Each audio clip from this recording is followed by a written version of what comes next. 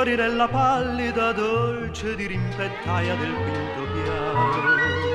Non v'è una notte ch'io non sogni Napoli e son 20 anni che ne sto lontano.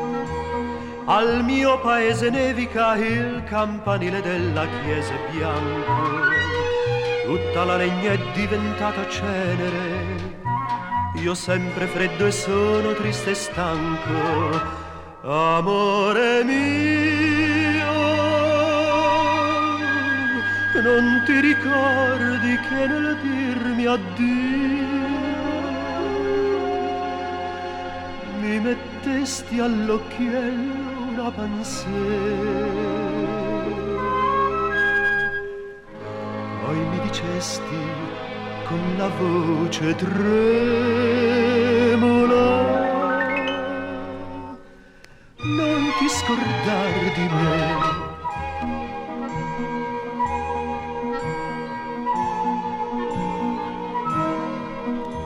Bei tempi di baldoria, dolce felicità fatta di niente, brindisi coi bicchieri colmi d'acqua al nostro amore povero e innocente.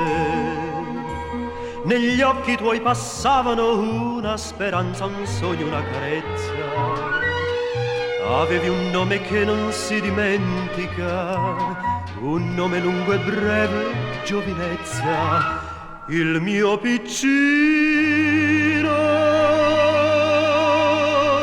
in un mio vecchio libro di latino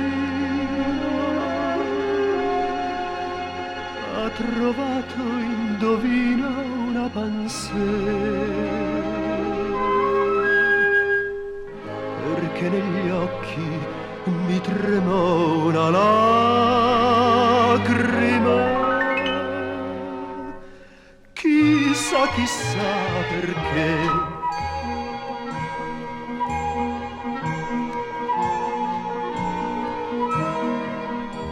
E gli anni e i giorni passano eguali, grigi con monotonia. Le nostre foglie più non rinverdiscono, signorinella, che malinconia.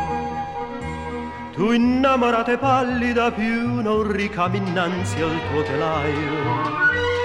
Io qui son diventato il buon Don Cesare, porto il mantello a ruota e fo il notaio. Lenta e lontana, mentre ti penso, suona la campana della piccola chiesa del Gesù. E nevica, vedessi come nevica, ma tu dove sei tu?